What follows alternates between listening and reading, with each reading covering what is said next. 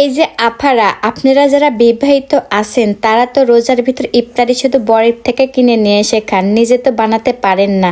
তো আমি দেখেন কি সুন্দর করে আজকে মচমচে করে জিলাপি বানাইছি, একদম ইফতারের জন্য পারফেক্ট হবে। আর এই রেসিপিতে আপনারা যদি বানান তাহলে একদম দোকানের মতন হবে। তো আসসালামু আলাইকুম, সবাই কেমন আছেন? আশা করি সবাই ভালো আছেন। তো চলেন আমার এইরকম মুসমুসে রসালো জিলাপির রেসিপিটা আজকে দেখা যাক। আশা করি সবাই ফুল ভিডিওটা দেখবেন। তো প্রথমে আমি এই জিলাপি বানানোর জন্য নিয়েছি 1 বাটি পরিমাণ ময়দা। এখানে আটা নেবেন না, অবশ্যই ময়দা নেওয়ার চেষ্টা করবেন। তারপরে দিয়েছি আমি ইনো, অল্প একটু পরিমাণ দিয়েছি লবণ। যারা মিষ্টি খেতে পছন্দ করেন না তারা আপনারা লবণ নাও দিতে পারেন। তারপরে আমি এখানে দিয়েছি 2 চামচ পরিমাণ রান্নার তেল, সাদা তেল। এখানে যদি আপনারা ঘি থাকে তেলের বদলেতে আপনারা ঘি দিতে পারেন। অবশ্যই আমাদের বাসায় হলো ঘি ছিল না, সেজন্য আমি ঘি দিইনি, তেল দিয়েছি। তো তেল দেওয়ার পরে আটাগুলো সুন্দর করে আমি মাখিয়ে নিলাম। তারপরে আমি 1.5 কাপ পরিমাণ দিয়েছি পানি দিয়ে সুন্দর করে একদম স্মুথ আমি গোলা তৈরি করে নিলাম। তো দেখতে পাচ্ছেন কিরকম, ঠিক এরকম ভাবে আপনারা তৈরি করে নেবেন। তো তারপরে আমি একটা নিয়েছি পানির বোতল, যে বোতলে আমরা পানি খাই ওই পানির বোতলটা একটু নরম থাকে, তো সেজন্য এটা দিয়ে বানালে অনেকটা ভালো হয়। তারপরে আমি একটা বড় সাইজের লোয়া নিয়েছি, লোয়াটা সুন্দর করে আমি আগুন দিয়ে তাতিয়ে নিলাম। তারপরে আমি বোতলের যে মুখি থাকে সেই মুখিটা আমি সুন্দর করে ফোটা করে নিলাম।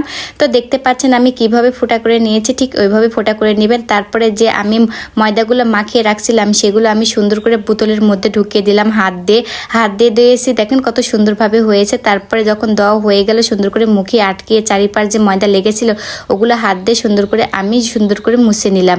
তো নেওয়ার পরে এখন আরেকটা প্যান নিয়েছি, প্যানে দিয়েছি প্রায় 1 বাটির মতন চিনি যতটুকু দিয়েছি ততটুকু কিন্তু আমি দিয়েছি পানি। 2 থেকে 3টি দিয়েছি এলাচ, যাতে এটা সুন্দর স্মেল আসে সেজন্য। তারপর একটু যখন গরম হয়ে আসলো দিয়েছি আমি এখানে ফুড কালার। আপনাদের বাসায় যদি ফুড কালার নাও থাকে নাও দিতে পারেন। তারপর এটা 3 থেকে 4 মিনিট জাল করার পরে দেখেন কত সুন্দরভাবে শিরা হয়েছে। এখন আমি এটা সাইডে রেখে দেব নামিয়ে। তারপরে আমি একটা নিয়েছি প্যানে দিয়েছি তেলটা যখন গরম হয়ে আসলো একে একে দেখেন আমি জিলাপিগুলো ভেজে নিচ্ছি। তো আমি কিভাবে পেঁয়াজ দিচ্ছি দেখেন, আপনারা চাইলে আপনাদের স্বামীর মনের ভিতর যেরকম পেঁয়াজ থাকে এরকম ভাবেও পেঁয়াজ কিন্তু দিতে পারেন। তো আমার কাছে মনে হচ্ছে যে এইভাবে দিলে অনেকটাও সহজ হয়, আবার দেখতেও অনেকটা সুন্দর লাগে। তো দেখেন দেওয়ার সাথে সাথে কত সুন্দরভাবে ফুলে আসতেছে। আর এইভাবে যদি আমরা রসে ডুবাই তাহলে তো আরও বেশি সুন্দর হবে, তাই না? তো এখন সুন্দর করে মচমচে করে এগুলো কিন্তু ভাজে নিতে হবে উল্টিয়ে পাল্টে। তো এক পাশ যখন হয়ে গেল তখন আমি উল্টিয়ে নিচ্ছি। তো উল্টিয়ে নিয়ে আমি সুন্দর করে একদম মচমচে করে ভাজবো। মচমচে করে যদি আপনারা না ভাজেন তাহলে কিন্তু আপনারা শিরাতে দিলে এটা নরম হবে, একদম মচমচে থাকবে না। তো এদিকে উল্টিয়ে পাল্টে আমি সুন্দর করে মচমচে করে ভেজে নিলাম। ভেজে যখন হয়ে গেল তখন আমি উঠিয়ে নিচ্ছি।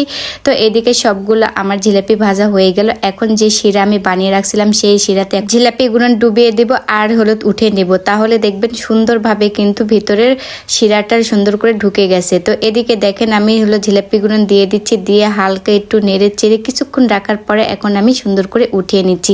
তো দেখেন আমার জিলাপিগুলো কত সুন্দর হয়েছে। চাইলে আপনারা রমজানে যদি টাকা দিয়ে না কিনেন আমার এই রেসিপি ফলো করে কিন্তু পারফেক্টভাবে এই দোকানের মতন করে আপনারা জিলাপি বানাতে পারেন। আমরা যারা গৃহিণী আছি তারা অযথা টাকা নষ্ট করব কিসের জন্য? মাত্র অল্প কিছু উপকরণ দিয়ে তো আমরা বাসায় বানাতে পারি, তাই না?